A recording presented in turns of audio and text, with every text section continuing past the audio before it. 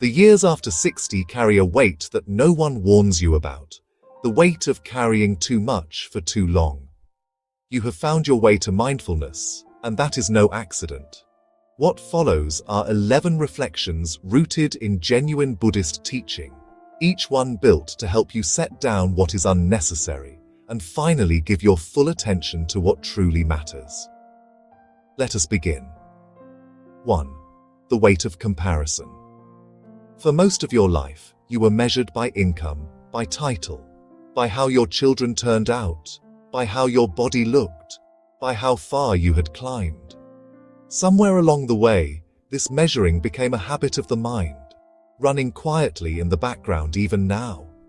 Buddhist teaching points to a simple but uncomfortable truth.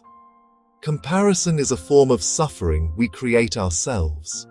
It does not come from the world. It comes from a mind that insists on ranking itself against others. After 60, this habit can grow heavier, not lighter, because the list of things to compare only grows longer. But here is the invitation. You do not have to keep score anymore. Your worth was never a number. Picture the mind as a still pond and comparison as a stone thrown into it over and over, never letting the water settle. Each time you notice yourself measuring your life against another's, gently withdraw your hand. Let the stone stay on the shore. The pond does not need to prove anything to be beautiful. Neither do you. Tonight and in the years ahead, practice this quiet release. Watch how much lighter the mind becomes when it finally stops keeping score. 1. When the roles fall away. For decades, you were known by what you did. A provider, a caretaker, an employee, a parent whose days were shaped entirely around others' needs. These roles gave you purpose, but they were never the whole of who you are. As life moves into its later chapters, many of these roles quietly loosen their grip, and this can feel like a kind of grief. Buddhist understanding offers a different way to see it. The self was never identical to its roles. It was always something deeper, something that watched and experienced life through many changing forms. When a role ends, nothing essential in you is lost. Only a costume is set down. Think of an actor who has played many parts across a long career. When the final curtain falls on one role, the actor does not disappear. They simply stand unmasked, ready for whatever comes next. This is you now, not less than you were, but finally visible without the costume. There is a quiet dignity in this unmasking if you allow yourself to see it that way. You do not need a title to matter. You already do simply by being aware, breathing, and present in this moment. 1. Arriving into the present. So much of life is spent leaning forward toward the next milestone, the next responsibility, the next problem to solve. This leaning becomes so constant that many people forget how to simply stand still inside their own life. Buddhist practice teaches that the present moment is the only place where peace can actually be found, because the past is memory and the future is imagination. Neither can be touched directly. Only now can be touched. After 60, something remarkable becomes possible. The urgency that once pulled you forward begins to ease, and for the first time in years, you may actually be able to arrive fully into this single moment. Notice the cup of tea in your hands. Notice the light through the window. Notice your own breath moving in and out without any effort from you at all. This is not a small thing. It is the doorway to everything Buddhist teaching calls awakening. You do not need a mountain retreat to practice this. You only need to stop here, now, and notice that you have already arrived. Let this moment be enough. Let it be complete exactly as it is without needing anything added to it. 2. Simplifying what you carry. Over a long life, the mind quietly collects things. Opinions about how life should go, grudges that never fully healed, possessions kept out of habit rather than need, expectations of how others should behave. All of this accumulates often without notice until the heart feels crowded and tired. Buddhist wisdom teaches a gentle discipline here, not one of harsh denial, but of honest simplification. Ask yourself quietly and without judgment what you are still carrying that no longer serves you. Perhaps it is a story about a wrong done to you decades ago. Perhaps it is a belief that you must always be useful to be worthy of rest. Imagine setting down a heavy basket you have carried so long you forgot it was even in your hands. Notice how your shoulders rise, how your breath deepens the instant it touches the ground. You do not have to fix everything you have carried. You only have to notice it and choose item by item what still deserves a place in your heart. This is not loss, this is spaciousness. And spaciousness in Buddhist understanding is where peace has room to grow. Let this season of life become your season of setting down. 3. Making peace with the past. The past has a way of visiting uninvited, especially in quiet hours. A decision you regret, a relationship that ended badly, words you wish you had never said or wish you had said sooner. Buddhist teaching does not ask you to pretend these things did not happen, nor to forget them entirely. It asks something gentler. It asks you to stop punishing yourself for being human. Every action you took at the time came from the understanding you had in that moment, limited as it may have been. You cannot judge your past self by the wisdom you hold today, because that wisdom did not exist yet. Picture your past as a path already walked, visible behind you, but no longer beneath your feet. You do not need to keep walking it in your mind. Return your attention gently to the ground you are standing on now. This does not mean the past was meaningless. It shaped the very awareness you now bring to this moment. Let it be your teacher, not your prison. When old memories arise, acknowledge them with a quiet nod. The way you might greet an old acquaintance passing by and then let them continue on their way. You are allowed to be at peace with a past you cannot change. 4. Patience with a changing body. The body after 60 speaks a new language. It moves slower, tires sooner, aches in places it never used to. For many, this becomes a source of quiet frustration, even shame. But Buddhist understanding offers a different lens. The body was never meant to remain the same. It was always a changing temporary form borrowed for this lifetime and returned eventually to the elements. Fighting this truth only adds suffering to what is already a natural unfolding. There is a different kind of strength available now, one built not on resisting change, but on meeting it with patience. When the knees ache climbing stairs, when the eyes need more light to read, this is not failure. It is simply the honest nature of a living body moving through time. Treat your body the way you would treat an old and faithful companion, one who has carried you loyally for decades and now asks only for gentleness in return. Speak to it kindly. Rest when it asks for rest. This patience is itself a form of practice, quietly training the mind to accept reality as it is, rather than as we wish it to be.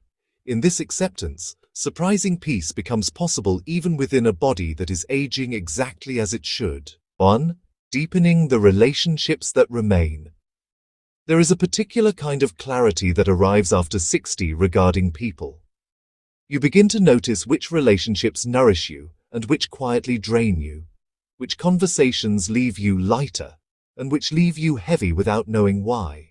Buddhist teaching places enormous value on the quality of our connections, understanding that we are shaped constantly by those we spend our time with.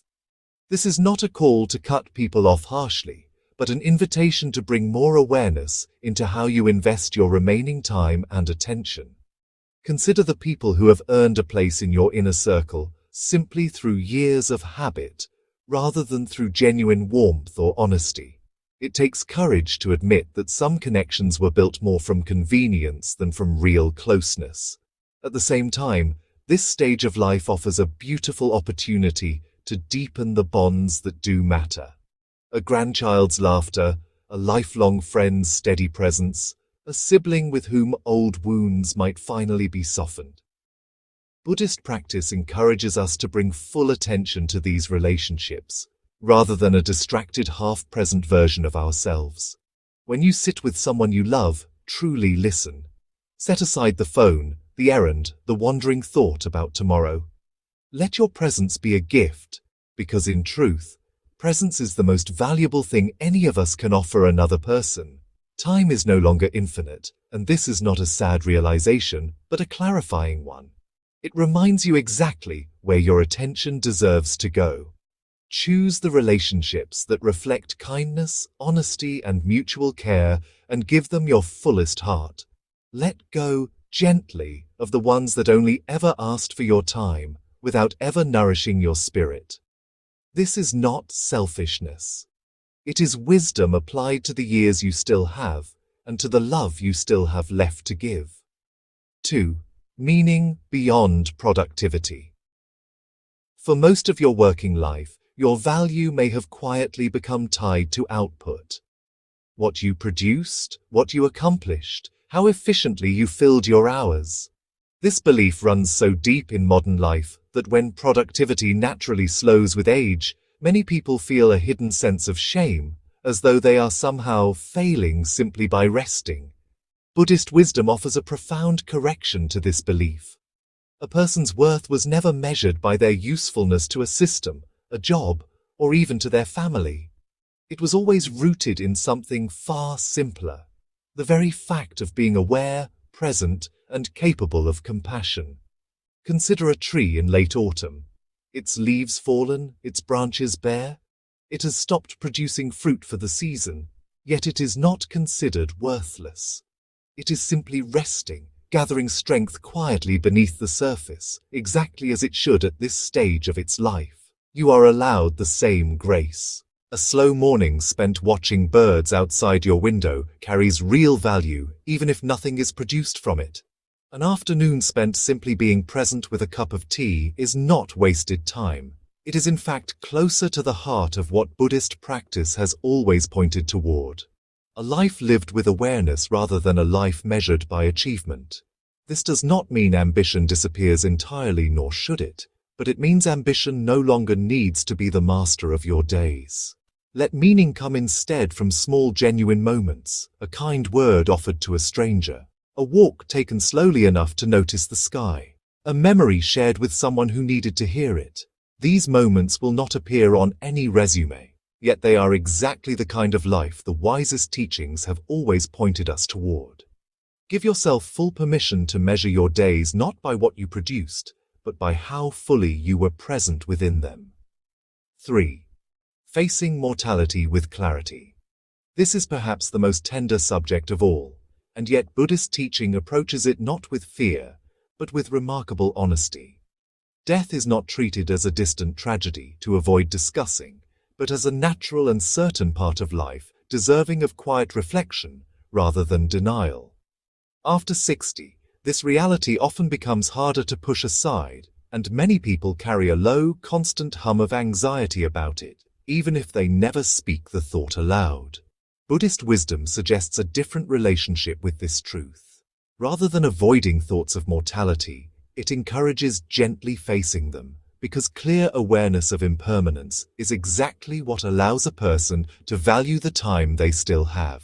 Consider a candle burning steadily through the night. It does not resist its own melting, nor does it dim its light out of fear of eventually going out.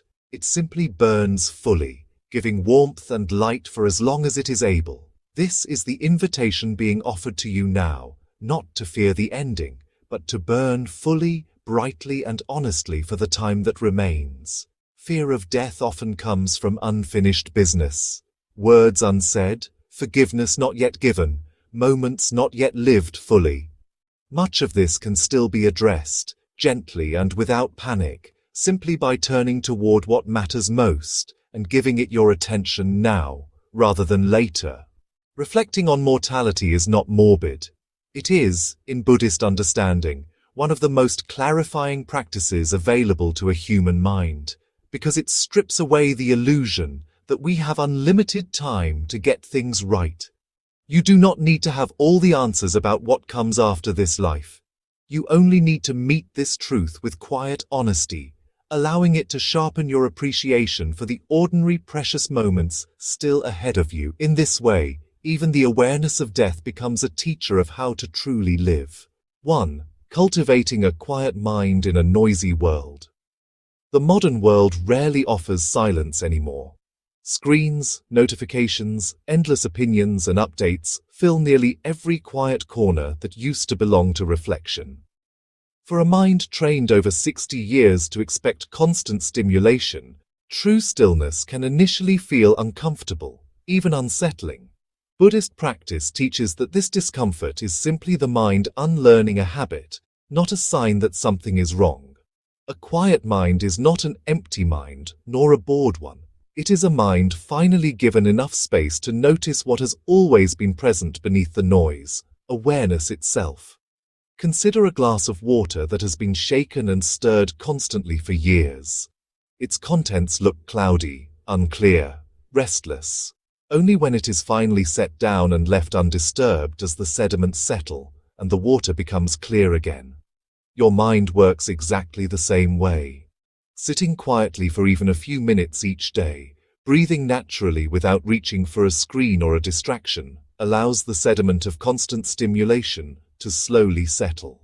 This is not about achieving perfect silence or forcing thoughts away.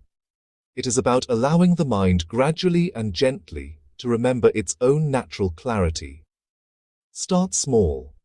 A few quiet minutes in the morning before the day's noise begins. A walk without headphones, simply noticing the sounds already present around you. A meal eaten slowly without a screen nearby, tasting each bite fully. These small practices repeated daily retrain a mind that has spent decades running towards stimulation. Over time, you may notice something unexpected. The quiet no longer feels empty. It begins to feel like coming home. This clear, settled mind is exactly the kind of foundation Buddhist wisdom points to as the true source of peace available to you, regardless of your age, your health, or your circumstances. 2. The legacy that truly lasts. When people think of legacy, they often think of things that can be counted. Money left behind, property divided, achievements recorded somewhere official. Buddhist teaching gently redirects this understanding towards something far more lasting and far more personal. The truest legacy a person leaves is not found in possessions, but in the quality of presence they offer to others while alive. Every act of patience, every moment of genuine listening, every small kindness extended without expectation of return, these ripple outward long after we are gone, shaping the people who receive them in ways that outlast any inheritance. Consider a single candle used to light many others. Its own flame is not diminished by the lighting of new ones, yet its warmth continues on through each new light it created. This is the nature of a life lived with compassion and presence. It does not end simply because the body does. It continues quietly through every person who was touched by your patience, your honesty, your willingness to truly see them.